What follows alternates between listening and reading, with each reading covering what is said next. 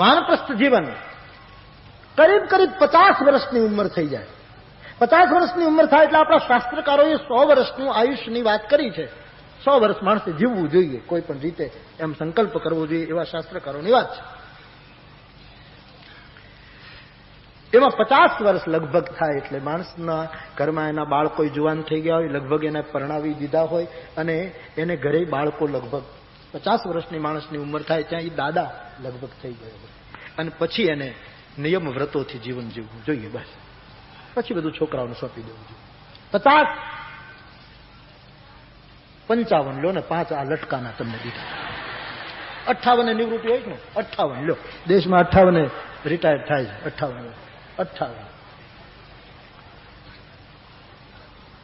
2 વર્ષ વધારવું છે. 60 જાઓ લ્યો. હવે નહીં વધારવું, કારણ કે એમાં શું થશે કે 1 નંબરના 60 નથી મારે કોઈને કરવા. 1 નંબરના 60 થવું પડે. પહેલા નંબરના મૂર્ખી 61 થાય.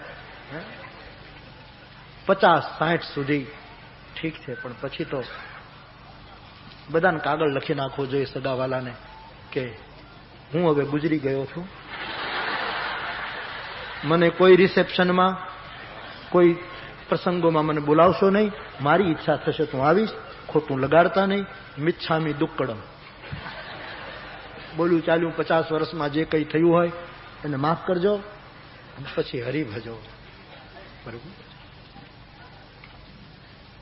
50-60 વર્ષે ઈશ્વર પહોંચાડે ને, એને તો ઈશ્વરનો ઋણ ચૂકવવું જોઈએ કે મને તે 60 વર્ષ સુધી પહોંચાડી દીધો, ખબર નહીં ક્યારે આંખ બંધ થઈ જાય, હવે મારે હરિભજન સિવાય બીજું હોય નહીં. આ નિર્ણય કરવો.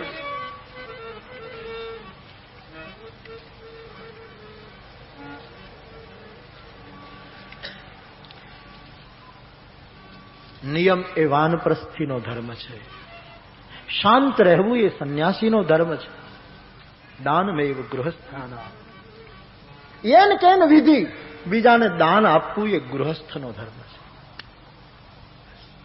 તમે ગૃહસ્થાશ્રમમાં હો, સંસારમાં, તો કોઈ પણ રીતે દાન આપવું. બીજા પૈસા ઈશ્વરે આપ્યા હોય, આ રૂડું કામ મંદિરનું થાય છે આ તમારા ગામમાં, જુવાનો એ મહેનત, તો ઈશ્વરે તમને આપ્યું હોય તો એમાં ભગવાન પ્રેરણા કરે તો એમાં દાન કરવું. કોઈ દીનને, કોઈ ગરીબને, કોઈને કંઈ.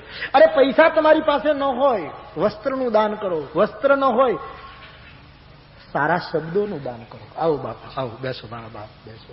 મીઠી વાણીનું દાન કરો, સન્માનનું દાન કરો. કોઈએ તમારું ખરાબ કર્યું હોય તો ક્ષમાનું દાન કરો, એને ક્ષમા કરી દો, એ દાન કરો. મનુસ્મૃતિમાં તો કહ્યું કે કાંઈ નહીં તો પાણીના પ્યાલાનું દાન કરો, દર્ભના આસનનું દાન કરો. માણસે મેં કથામાં આગળ પણ કહ્યું છે, એક સંકલ્પ કરવો જોઈએ કે રોજ મારે કંઈક દાન કરવું. દાન એટલે રૂપિયાનું જ કરવું એમ નહીં, રૂપિયાનું કરો. શક્ય હોય તો એ પણ સારી વસ્તુ છે, પણ એ શક્ય ન હોય તો મીઠી વાણીથી દાન કરો. હું તો કથાઓમાં કયા કરું કે કાંઈ ન થાય તમારે એક એવો સંકલ્પ કરવો, રોજ 24 કલાકમાં કોઈ પણ માણસને હું રામાયણની એક ચોપાઈ સંભળાવું, એક ગીતાનો શ્લોક સંભળાવું. તમારે વ્રત લેવું, કોઈ પણ પછી મળી જાય કોઈ તો હાથ પકડો, 1 મિનિટ એક ચોપાઈ સાંભળીને જાઓ, મારું દાન થઈ જાય. આ બધા દાન છે. કોઈને શાસ્ત્ર સંભળાવવું, બધા દાન છે.